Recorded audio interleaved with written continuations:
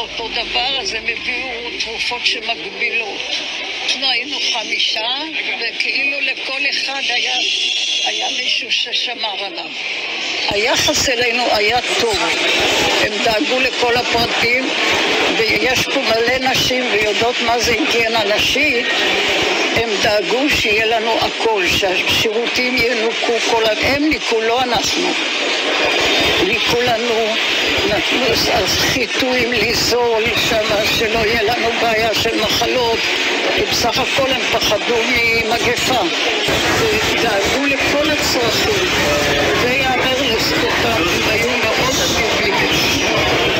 והם שמעו שאנחנו נהיה נקיים, שאנחנו אכלנו את אותו אוכל שהם אכלו. זה פיתות עם גבינה לבנה וגבינה מותכת ומלפפת. זה היה ארוחה ליום שלם.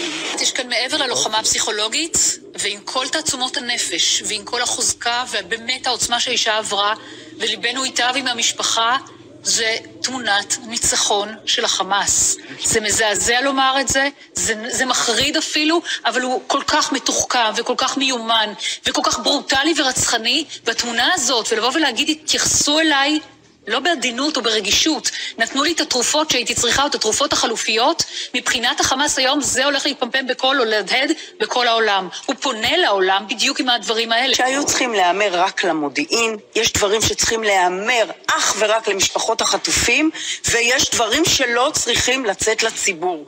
מכונת התעמולה והלוחמה הפסיכולוגית שדיברת עליה, תעשה מזה בדיוק את מה שאנחנו יודעים. זה הזמן להיערך תקשורתית, אני פונה על המטה של שחרור החטופים, לשים לזה לב ולנהוג באחריות. רקוב, כמו שהיה רקוב באותו בוקר המודיעין, וכמו שרקובה החזית האזרחית, וככה זה רקוב. לא יכול להיות שלוקחים אישה בת 85 שישנה 3-4 שעות בלילה, חושפים אותה בבת אחת לעשרות אם לא מאות עיתונאים, אין שם יד מכוונת, אין שם יד מארגנת, אין שם מישהו שעושה סדר, כל הדברים האלה מקרינים חוסר יד מכוונת.